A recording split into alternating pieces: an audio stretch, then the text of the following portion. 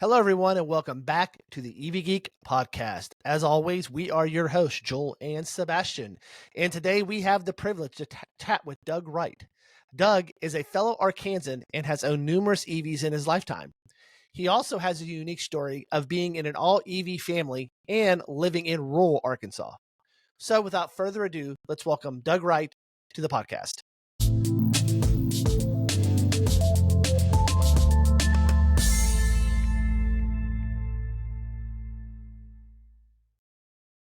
Welcome to the podcast, Doug. How are you doing tonight?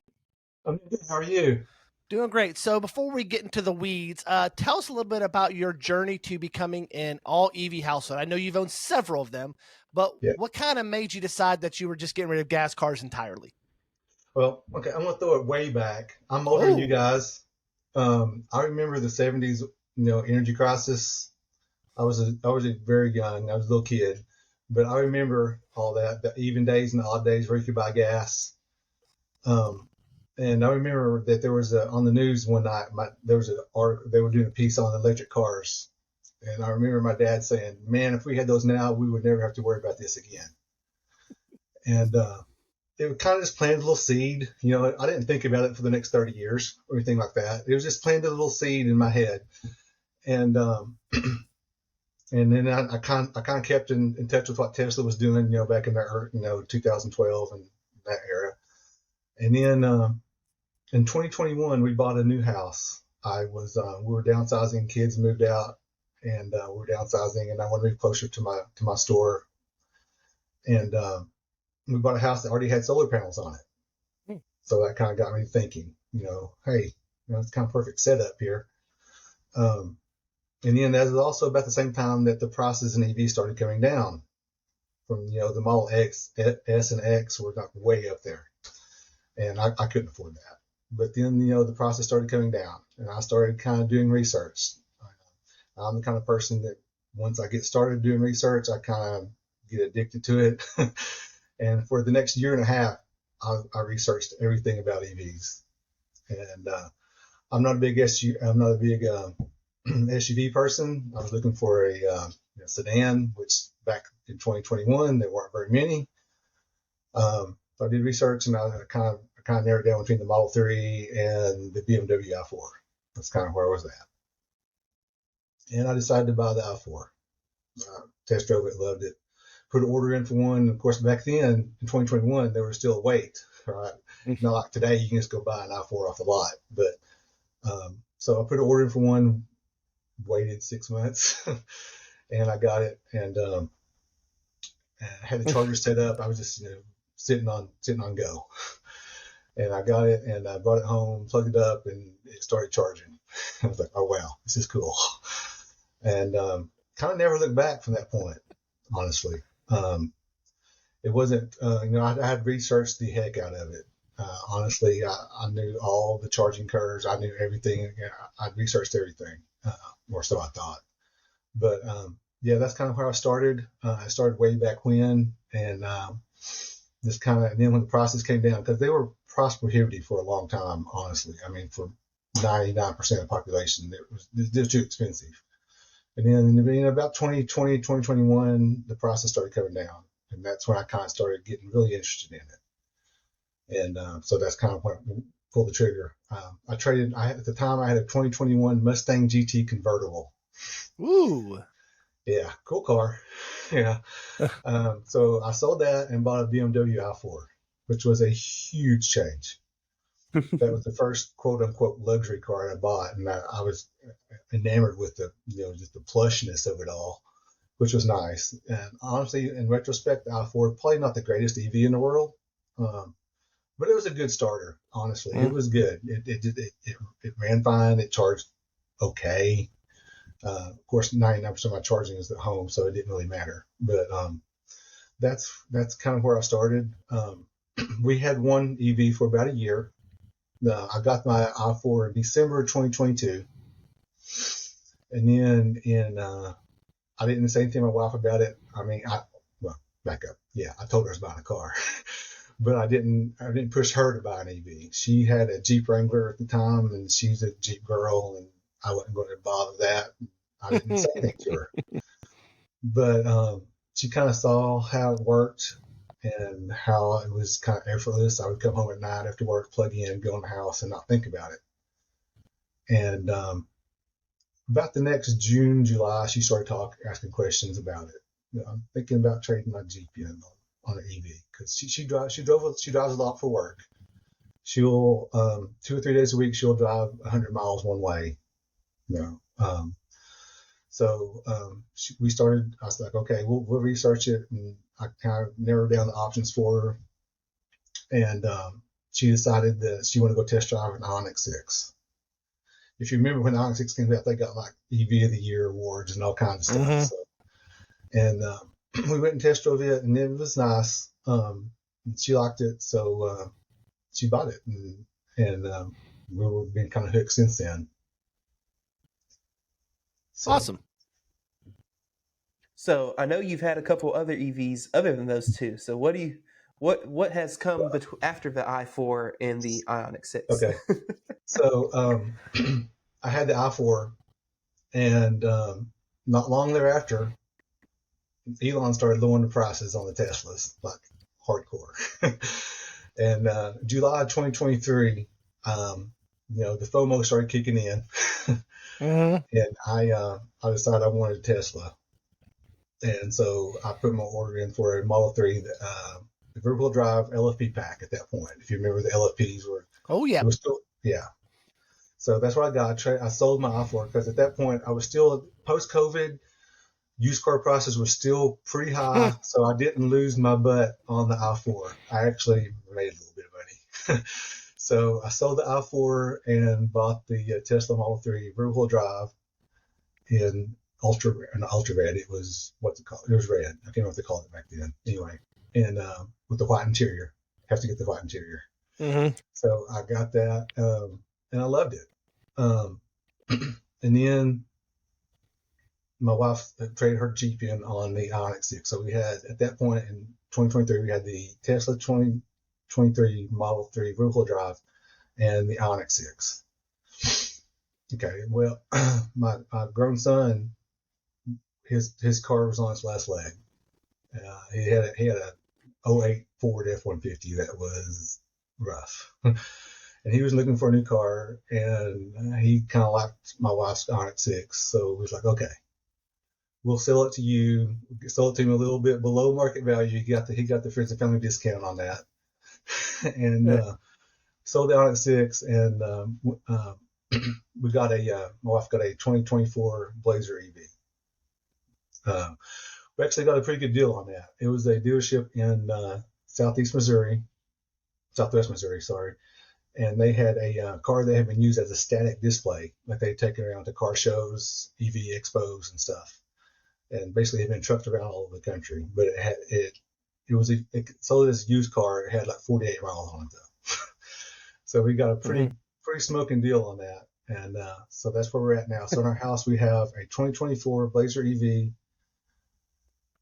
I leased a 2024 Rivian R1T that I absolutely love. I got a smoking lease deal on it. They were trying to get, it was in September last year, 2024. They were trying to clear out all the 2024 models. They had a few, the dual large packs left is all they had, a few of them. And thankfully they had the exact spec I was looking for. They had the forest green, that's what I was wanting. So I got a pretty good lease deal on that. So that's what we have now. We have a 2024 R1T, a 2024 Blazer EV, and then my son has the 2023 Ioniq 6. Very Awesome. cool. So that's 1, 2, 5 EVs in like 3 years. Yeah. Yeah. Nice. Find someone who buys more cars than I do. Yeah, I know. So what has been the biggest challenge you faced living in an only electric household? And is there something you wish you would have known beforehand? Yeah, the biggest challenge obviously is probably going to be charger time. My son does like delivery, like grocery delivery for Spark delivery for Walmart. So he drives quite a bit every day. And my wife, like I mentioned earlier, she 2 or 3 days a week she'll have a 100-mile commute one way, so a couple of 100 miles a day. She drives about 30,000 miles a year, so that's quite a bit. So charger time is obviously an issue. Thankfully, I own my own business. I have a charger at my store. So I almost charge exclusively at my store on my R1T just to save charger time for the house. I've tried to impress upon my wife, which she's pretty good about it. And also my son, when you get home, plug in. It doesn't matter when you get home, just plug in. That way, when the other person gets home, yours will be almost done, and then they can plug their car in. So we have a Tesla universal wall connector on a 60 amp circuit. It does 11 kilowatts. So both cars are able to charge at that rate, with a caveat Ioniq 6, which derates due to thermal issues, which is the other video. So we won't get into that. But yeah, it's worked out so far. If I had to charge all three at home, it would be an issue, I think.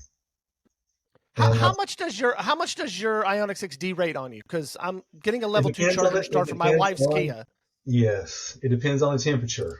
In the wintertime, it doesn't derate at all. It'll derate down to from 11 to 10 sometimes, maybe in the garage, just because it's warmer in the garage. In the summertime, it will derate all the way down to 7. Wow. Okay. That's in the garage in the shade. If it was outside in the sun, I don't know. Yeah. So, yeah, they've software. At first, it was bad. It was worse at first because you plug it in and it would derate down to 7 immediately, no matter what. They did some 2 or 3 software updates, and it's better now. I think it's like an algorithm they use based on temperature, and it derates it based on how hot the charge port is, basically. But it's better. It's still not perfect, but it is what it is. Gotcha. So I heard you talk about your wife does a lot of driving. Your son does a lot of driving as well. Do you feel the range of your EVs is sufficient for your lifestyle, or do you wish there were certain improvements in battery life or charging speeds for what you need to get around on a daily basis? For our cars, I think the range is fine. Honestly, we don't do a lot of long distance road trips, and that 100-mile one-way commute, that 300-mile range in that Blazer EV is great. It's fine. No issues. She'll leave here with 80% and get home with 20%, and that's not a non-issue. My son, same way. He'll work until it gets down to 15% and come home. Yeah, that's not an issue. The Ioniq 6, I have experienced a little bit of battery degradation we talked about earlier. It's about 7% degradation, which isn't bad. So it's down to about 275-ish on a 100% charge. So it still suits his needs. The Rivian R1T, biggest issue, and I knew it in my head when I bought it, but living with it is a different story. It's a big, big battery. It's not as big as like the Chevy Silverado, but it's a 135 kilowatt hour battery. And at level 2 charging, it takes a while to fill that thing up. If I were to drive since Rivian doesn't do more than 48 amp onboard chargers. Yeah. Right. Yeah. That's like trying to charge like 2 Model Ys at the same time. Trying to get 2 Model Ys charged. Yep. Right. Yeah, exactly. Yep. I'll plug in at work at 20%, and it will literally take all day long to charge. Like when I go home at 6 o'clock in the evening, it will have been finished like at 5:30. Do you have a 40 amp or a 50 amp at your work? At my store, I have a 40 amp, so it charges at about 9 kilowatts. Yep, gotcha. So yeah. Yep. But that's the only thing is with the big batteries on level 2 charging, and I can't imagine what it'd be like to charge a Silverado at 9 kilowatts. It'd take forever. But Sebastian, did you plug in that Silverado at your house when you had it for a while or not? Or that Denali, Sierra Denali? I did until it started potentially hailing and I had to move it and my cable wasn't long enough. Yeah. But I do know, which I don't have a super high power charger yet. And so my 16 amp 240 charger, it was saying to get from 75% to 100% was going to take more than 12 hours. Oh my. Anyway. Yep. 12 hours per 25%. So yeah. So as someone who lives in rural Arkansas where EVs are sparse, what's the reaction been like from friends, family, or just people you run into? Have people been supportive, or do you feel like you're still living in a world where everyone looks at you like you're an alien? A little bit of both. I own a pharmacy in a very, very, very rural area. I'm probably the first EV anybody has seen there. Honestly, I got a lot of grief on it at first, and a lot of questions. Some of them were from people who were EV skeptics, and some of them were from people who were just EV curious. Mm-hmm. I haven't. When I answer the questions honestly, I try to answer as honestly as I can. Sure. And most of them seem like, oh wow, I didn't know that. Most of the information they've seen is they've heard from social media, unfortunately. Mm-hmm. And I just try to debunk some of the rumors with honesty. Mm-hmm. I'll tell them on a road trip. I was like, yeah, if you do a lot of road trips or if you do a lot of towing or hauling, EV's probably not for you at this point. But for your 95% of people for day-to-day driving, it's really effortless. You pull into work or pull into home, plug in, go into work, go into the house, go out the next day, it's charged, or go out the end of the day after work, and it's charged. And that's about the sum of it. I've got a lot of grief from some people who are, the diesel heads and stuff. Good natured, mostly.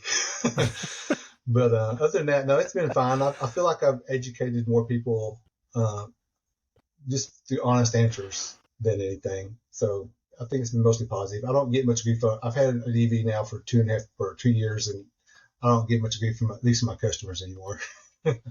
Awesome. So have you noticed like an increase in awareness or interest in UVs from your community?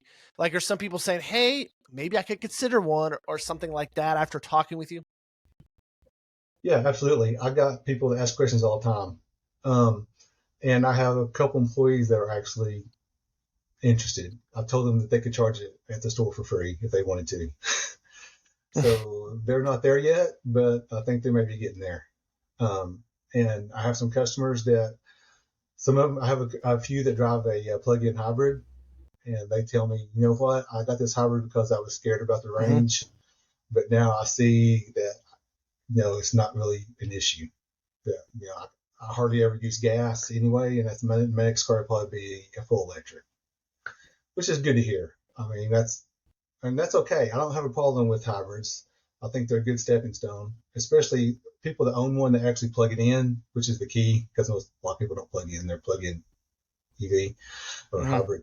But they understand that, hey, you know what, my little 30 to 40 mile range I get out of battery is actually enough for me most days. So yeah, I think people are coming around to it. They see that I've lived with it for 2 years. I show up to work every day. I've never run out of battery. I've never run out of range. So I think there's, just being an example and answering questions honestly is bringing people around.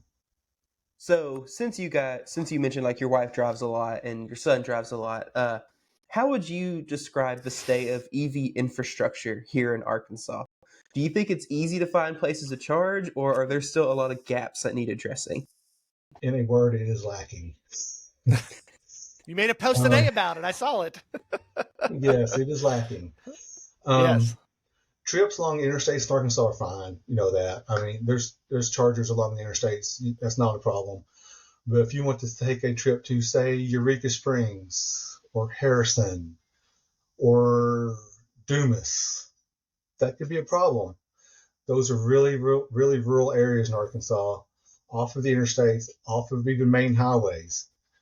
And to make that round trip on a single charge, sometimes it's difficult. So the infrastructure in a rural state like Arkansas is very lacking. We need more, not necessarily on the interstates, although we do on the interstates as well, but we need them in rural areas and not just the 50 kilowatt charger at your local dealership. That's fine. That's great. But you can't depend on them, I found out, which a story may get into a little later about your particular rural southeast Arkansas. I think there needs to be a lot more charging infrastructure. Even level 2 charging. That's a big, big, big miss in a lot of rural areas. We don't need, the 350 kilowatt charger in rural Arkansas or rural America. We need level 2 that when you get to that town to do your business, if you're there on a business trip or a meeting or whatever you're doing or staying overnight or whatever, just a level 2 charger to plug into is all you need. And sadly, there's not lots of places in rural Arkansas don't have even level 2 charging. So I think it's a big miss. Yeah, I totally agree. I mean, one of the things you like to do in rural Arkansas is visit rural Arkansas. I mean, you want to go to the Buffalo River, you want to go to Pettigene, you want to go to these places, and you can't get there because of charging, or you can get there, but you can't get back. You can't get back. So yeah. So if you had to predict, let's look into the future. Let's look at our crystal ball. If you had to predict, what role do you think EVs will play in the automotive market 10 or 20 years from now, and will they kind of be the norm? I think so. I think you have to look back to look forward. Let's look back even 5 years ago. The EV world 5 years ago was not near what it is today. Battery technology was not near what it is today. The quality, I mean, you didn't have mainstream legacy OEMs making EVs 5 years ago that you see now. You take that progress we've made in the last 5 years and you kind of project it 10 years forward, it's hard to say. I mean, if it continues to grow at that pace, yeah, I think it'll be a car 10 years from now. I think that the average EV will be a car that any person could use as their daily driver without any problem. And as far as the charging goes, I think it's chicken and egg. You're going to increase adoption to get people to put in chargers. You need charging infrastructure for people to buy EVs. It's a hard problem to solve. I think that level 2 charging will go a long way to solving that, honestly, especially in a rural state like Arkansas. Totally agree. Yeah, I think that level 3 charging or supercharging is expensive. It's expensive. It's very expensive, and right now, not very few people are making money on it, if any. Most companies are losing money at this point on supercharging, or except Tesla, or level 3 charging. So level 2 charging we need more of that, and it's cheap. You can have a level 2 charger installed for $1,000. Most businesses could do that for $1,000. Put a couple in, 2 in for $2,000, and you in charge. It doesn't have to be free. I mean, I would pay 15, 20 cents a kilowatt hour to level 2 charger if I had the opportunity, just to have it. So I think that's where the future is at, is level 2 charging, especially in rural states like this. Yeah. All right. So we're going to go back into that kind of talk about you some more. Is there a specific moment when you were like, hey, all EV was the right choice for your house? I don't know if there was a specific moment. Like I said, I researched it extensively before I bought my first one. I'm the kind of person that jumps down a rabbit hole and doesn't come out. So I did that for like a year and a half. So I knew kind of what I was getting into. But after I had it for about a month, I realized that it was a non-issue for me. It really was a non-issue. The charging, we don't take long road trips. Day-to-day driving, going to in-state, 100 mile an hour. 100 mile an hour. No, don't do that. Oh, now. That's going to kill the efficiency, Doug. 100-mile road trips are not a problem. Going to any part of the state and back on the interstate is not a problem. I realized pretty quickly that it wasn't going to be an issue. And I think that's why my wife finally decided to get an EV also, is because she saw that it wasn't really the big deal that people made it out to be. And that it would work for her, just by seeing what I was doing every day and how long it took to charge my car and how much range I got out of it. And we took a few short road trips in it, and she saw that, charging on the road is not that big a deal. So she just kind of saw by example, and I didn't push her into it. She came to the decision on her own to get the EV.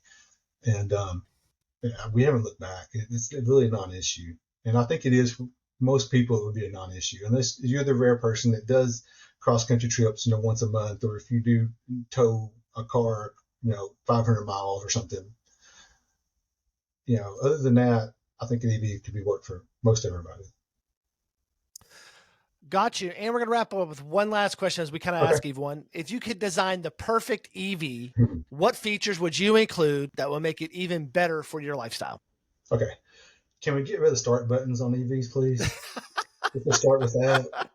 What's the point? I don't know. the Onyx 6 my son has now has a start button. I get every single time I get out of that thing, it beeps at me because I forget to turn it off. Me too. I'm with a Kia. Yeah. Me too. Yep. Have that feeling. Yeah. I think the charging speed's got to get better for road trips, which we see some of the Chinese stuff now. It's just insane.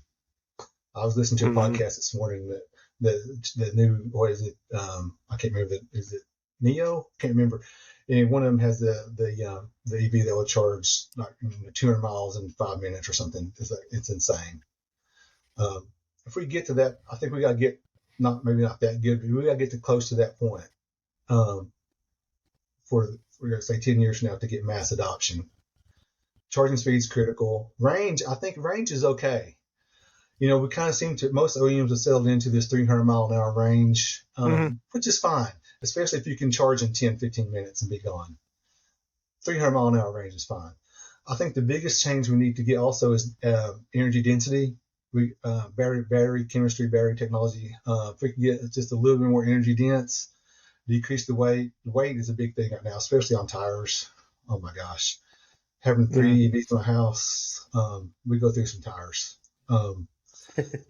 Reducing the weight so energy density is a big thing, and charging speed. I think those two things are the biggest factors about having mass EV adoption. Doug, thank you so much for taking time to chat with us today. Any final thoughts before we wrap this up? I don't think so. Thank you guys for having me. Enjoy y'all's podcast and YouTube channel immensely. Thanks for having me. It's been a blast. I always enjoy any time I can talk EVs with someone. Awesome. And if you don't know Doug comes at almost every one of our EV events that we have here in Arkansas, whether it be, Teslas and Tacos or Cars and Coffee. He tries to make every single event. So Doug, thank you for that. Thank you. I'm not down on Teslas either just because I don't own one. I'll probably own one in the future again. That's right. All right. Well, thank everyone for watching. Just a reminder to hit the subscribe button and tap that notification icon so you know when the new content is released. Thanks again to Doug Wright for sharing his EV story with us, and we will see you all again soon on another EV Geek podcast episode. So long, everyone.